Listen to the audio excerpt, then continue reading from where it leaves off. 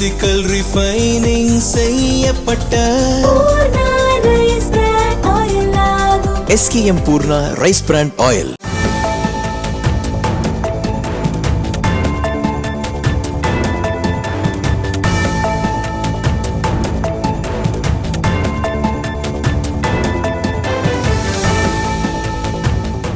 தமிழகத்தில் 11 மாவட்டங்களில் கனமழைக்கு வாய்ப்புள்ளதாக வானிலை ஆய்வு மையம் தெரிவித்துள்ளது.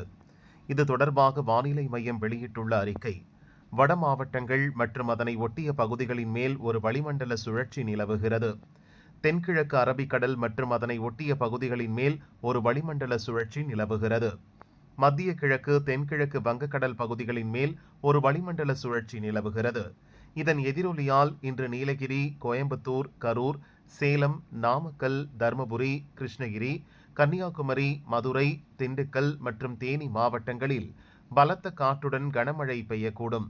நாளை நீலகிரி, கோவை, திருப்பூர், திண்டுக்கல், தேனி, வேலூர், திருப்பத்தூர், கிருஷ்ணகிரி, தருமபுரி, சேலம் மற்றும் ஈரோடு மாவட்டங்களில் கனமழைக்கு வாய்ப்புள்ளது.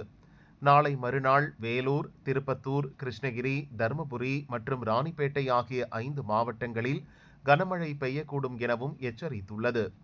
இன்று முதல் 29 வரை வட உள் தமிழக பகுதிகளில் அதிகபட்ச வெப்பநிலை ஓரிரு இடங்களில் 2-3 டிகிரி செல்சியஸ் இயல்பை விட அதிகமாக இருக்கக்கூடும். தமிழகம், புதுச்சேரி மற்றும் காரைக்கால் பகுதிகளில் இயல்பை ஒட்டியே இருக்கக்கூடும். அதிக வெப்பநிலை காரணமாக கடலோர தமிழகத்தில் ஓரிரு இடங்களில் அசௌகரியம் ஏற்படலாம் எனவும் எச்சரித்துள்ளது.